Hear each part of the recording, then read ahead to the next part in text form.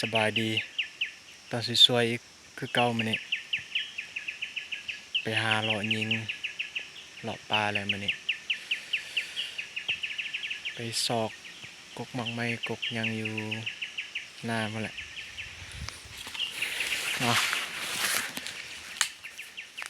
มื้อนี้เอาอีแก็บไปนะบ่ได้เอาลมไปเพราะลมอายเพิ่นเอาไปเลาะเอาอีแก็บมันไปไปลุ้นเบิ่งนำกันสิมานบ่มื้อนี้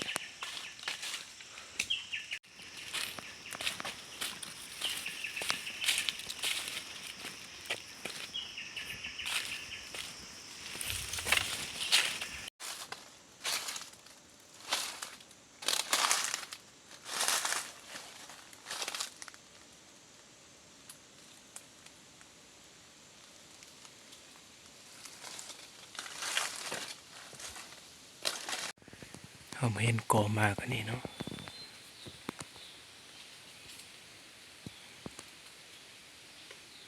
มังยังบ่แต่ว่านกกินอยู่ได้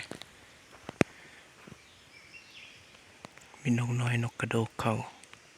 สิลองนั่งฝึกเบิ่งลักษณะมากนั้น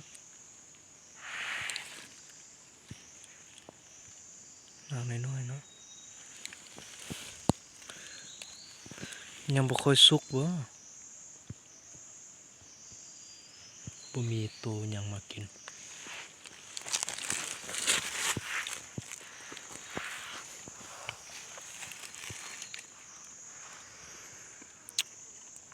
มีหอยตัวกันในกินแม่นตัวกันในตัวบางกินหอยตัวบางกิน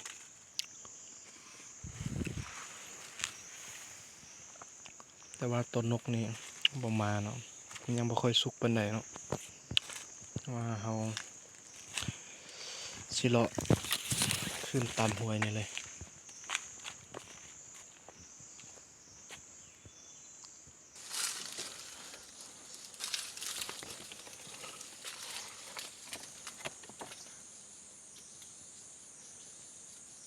นกน้อยบ่อยากยิงนกน้อย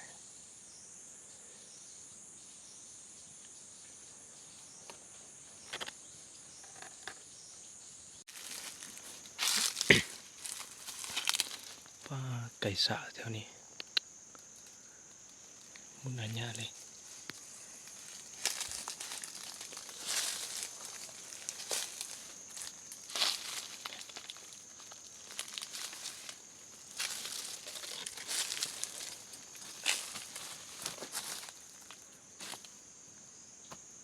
นี่ทุกคนมาพอมากไหมอันนี้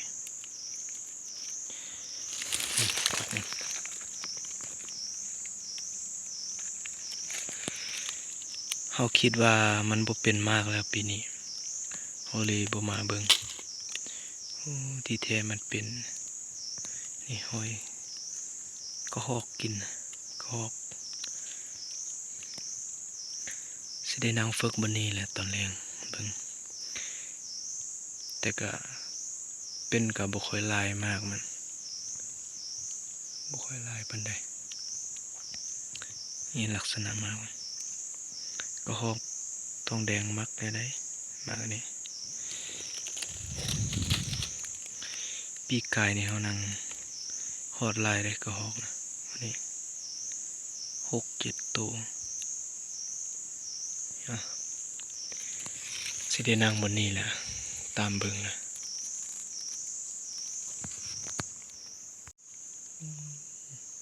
เบิ่งไปเบิ่งมาแล้วเห็นซุ่มเขามานั่งทาก่อนแหละกองไฟพร้อม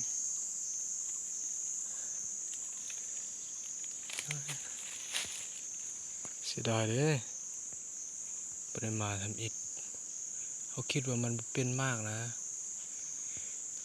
เพราะว่ากกอื่นมันก็บ่เป็นมากอันนี้ปีนี้ว่ากกนี้มันเป็นเซย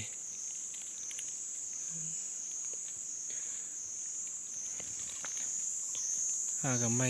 เนาะประมาณ3-4 มื้อนี่แหละเขามานั่ง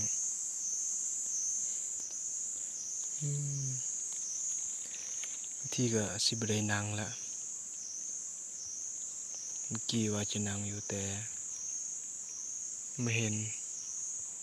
ซุ่มเขานั่งฝึกก่อนเสียดายเลยเนาะ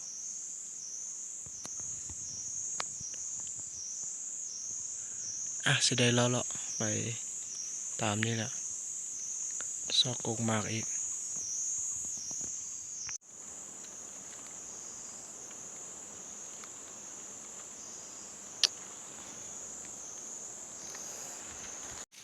เขาเบิ่งมากเมื่อกี้กะ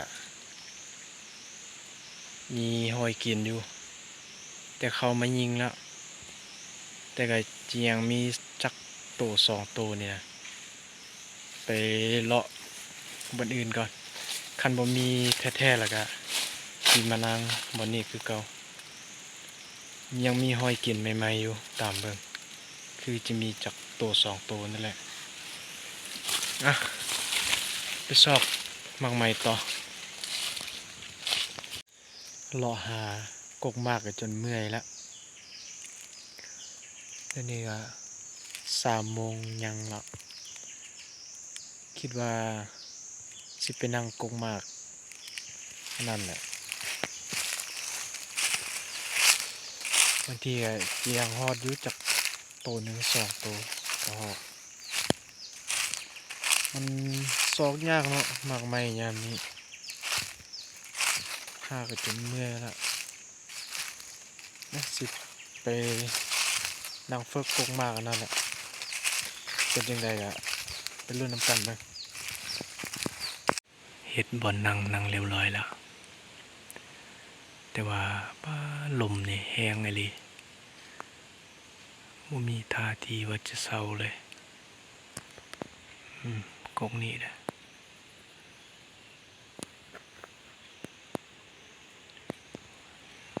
ท่าเบิ่งนำกันโตกะโฮกสิมาบ่ลมแท้ลมว่าเนาะ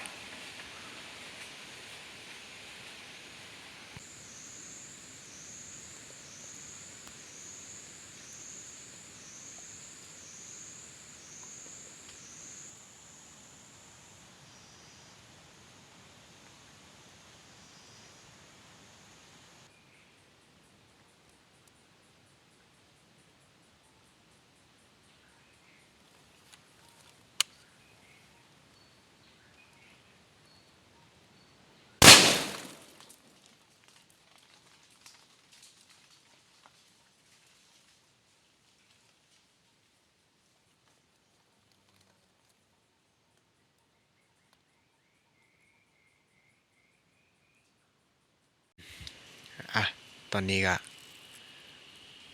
ค่ำแล้วก็หอกมาตัวเดียวเนาะเฮายิงไปบ่ถึกเสียดาย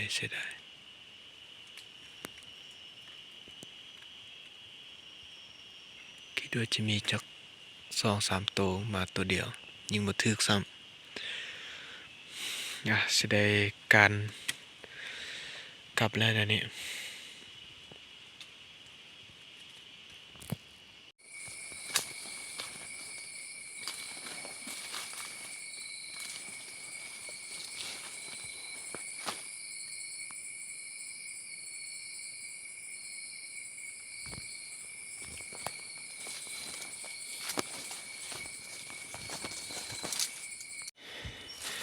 ทุกคน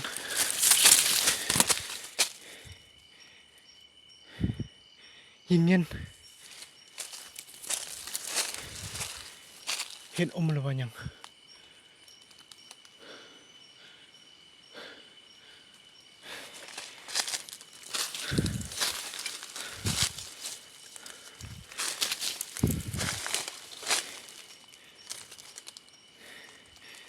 ยินตกลงมาคุกอยู่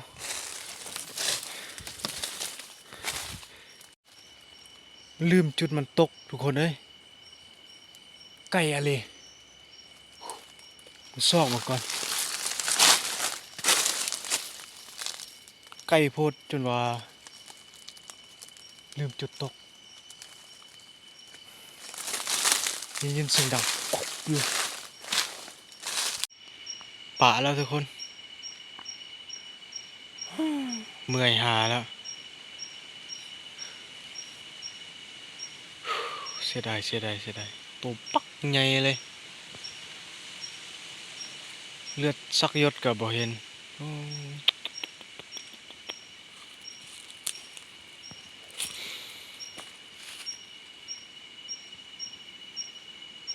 ก็ได้ยินเสียงตกพุอยู่ซอกคือว่าบ่เห็น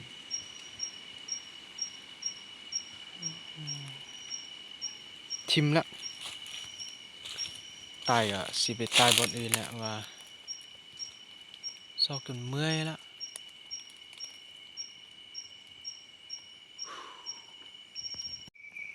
นะสรุปมื้อนี้บ่ได้หยังเลยโอ้เสียดายยิงเห็นก็บ่ตายเป็นไปเลยวิดีโอนี้จะได้จบไปเพียงส่ำนี้ขอบใจทุกการรับชมรับฟังบาย